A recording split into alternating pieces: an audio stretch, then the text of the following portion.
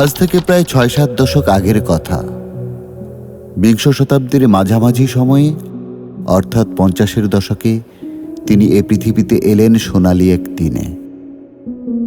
খুব শৈশব থেকেই তিনি ছিলেন বেশ পরিচ্ছন্ন ও পরিপাটি স্বভাবের। অজপাড়া গাঁয়ে জন্মালেও পড়ালেখায় বেশ মনোযোগী ছেলেটি শিক্ষকদের বড্ড প্রিয় ছিলেন। গাঁয়ের মেঠোপথ ধরেই কেটেছে তার শৈশব। সময়ের আপন নিয়মে গায়ের পাট চুকিয়ে দিয়ে এবার তিনি গঞ্জে এলেন। কালক্রমে নতুন নতুন বন্ধু জুটল। কলেজের পাঠ শেষে এবার তিনি একজন স্নাতক ডিগ্রিধারী টকবগে যুবক। বাবার অবর্তমানে পিতৃতুল্য বড় ভাইয়ের পরামর্শেই তিনি অনেক লোভনীয় চাকরির অফার ফিরিয়ে দিয়েছিলেন অবলীলায়। সততার আলোকছোটায় ম্রিয়মান মানুষটি চাইলেই তার আদর্শ থেকে সরে আসতে পারবেন না জেনেই এমন কঠিন সিদ্ধান্ত। সাময়িক সময়ের জন্য এবার তিনি বাড়িতে থিত হলেন। বড় ভাই সেই সময় ভূমি অফিসে চাকরিরত। এদিকে স্নাতক ডিগ্রিধারী ছোট ভাইটিও চাকরিতে সবেমাত্র জয়েন করেছে।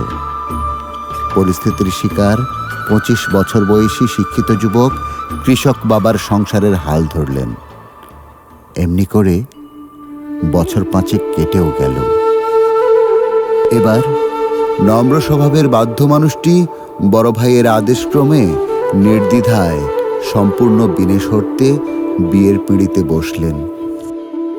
৬ ভাই বোনের মধ্যে সবচেয়ে বড় মেয়েটির ক্ষেত্রেও বিয়ের ঘটনাটি একই ধরনের। কেবলমাত্র হজযাত্রী দাদার ইচ্ছা পূরণ করতেই বিয়ে। শান্ত সাদাসিধে স্বভাবের ওই কিশোরীর শৈশব কেটেছিল গ্রামেই। মা বাবার স্নেহধন্য বলেই সাংসারিক কোনো কাজই রপ্ত করা হয়নি তাঁর। প্রিয় চাচার অত্যন্ত আদরের নয়নমণি প্রকৃতিগতভাবেই কোনোদিন কারো কাছে আবদার করতে শেখেননি। অথচ তার সব চাহিদা এমনিতেই মিটে যেত। সে সময়ে ওই এলাকায় তার চাচা ছিলেন একমাত্র MBBS ডাক্তার। তার আদরেই কৈশোরটা বেশ স্বাচ্ছন্দ্যেই কাটছিল। কিন্তু এবার আর চাচার স্নেহের পরশে থাকা হলো না। স্কুলের গণ্ডি পেরোনোর আগেই যৌথ পরিবারে মেজ বউয়ের স্বীকৃতি পেলেন তিনি। নববধূর রেশ কাটতে না কাটতেই পুরো সংসারে কাজের দায়িত্ব এসে পড়ল তাঁর কাঁধে। ইতপূর্বে কোনো রকম প্রশিক্ষণ না থাকলেও সেই ১৫-১৬ জন মানুষের রান্না, গৃহস্থালির কাজ, খাদ্য পরিবেশন ইত্যাদি তাঁর নিয়মিত রুটিন হয়ে গেল। আকস্মিক ব্যাধিতে বড্ড অসময়ে বড় ভাই না ফেরার দেশে পাড়ি জমালেন। সঙ্গত কারণেই ওই যুবককে গ্রামে স্থায়ীভাবে থাকতে হলো। স্বামী স্ত্রী উভয়েই কলুর বলদের মতো সংসারের ঘানি টেনেই চললেন অনেকটা সময়। জীবনের বেলাভূমিতে কালো মেঘটি কাটতে না কাটতেই অজানা কারণে যৌথ পরিবারটি ভেঙে চুরমার হয়ে গেল। এবার অনেকটা তলাবিহীন ঝুড়ি দিয়েই শুরু হয় নতুন এক সংসার। শিক্ষিত মানুষটি এবার কৃষকের ভূমিকায় অবতীর্ণ হলেন। আবার নতুন করে শুরু হলো নতুন এক সংসার। একে একে ৪ জন নতুন অতিথি এলো সংসারে। কলুর বলদের মতো নিবেদন করা দম্পতি সাধ্যমতো তাঁদের সন্তানদের লালন পালনের চেষ্টা চালিয়ে গেছেন। সীমিত সম্পদ আর সীমাহীন দুর্ভোগকে সাথে নিয়েই শুরু হয় নতুন সংগ্রাম।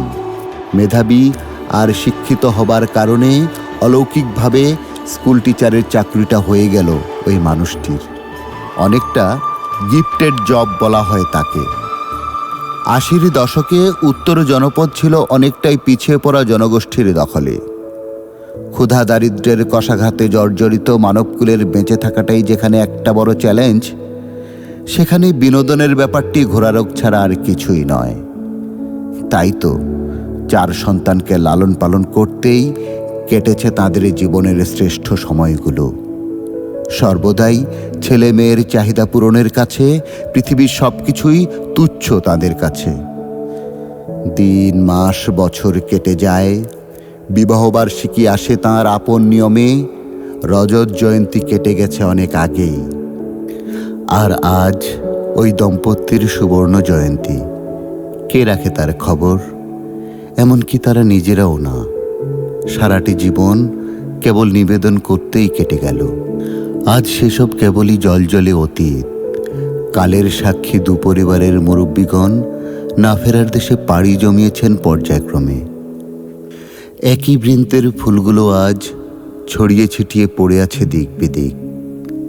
নিজেদের মধ্যে আর কোনো সৌহার্দ্য নেই, নেই কোনো মিলন মেলা। একাল সেকালের সব ইতিহাসের রাজসাক্ষী এই দম্পতি যুগল। সময়ের আপন নিয়মে আজ তাঁরা দাদা দাদি, নানা নানি সেজেছে। অবসরপ্রাপ্ত শিক্ষকের দৈনন্দিন কাটে আজ বড়ই কষ্টে, বিশেষ করে শিক্ষিত বন্ধুদের সান্নিধ্যবিহীন।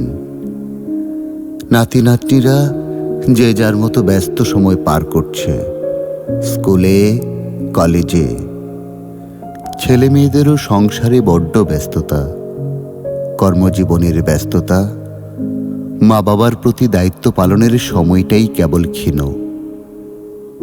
ভালোবাসার টানে নাতি নাতনিদের কাছে তারাই ছুটে চলে এখানে ওখানে। জীবন সায়ান্নে দম্পতি যুগলের ৬-৭ দশক পেরিয়ে গেছে।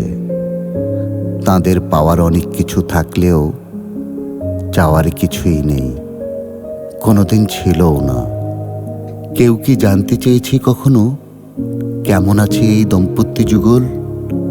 কিভাবে কাটে তাদের অহর্নিশ?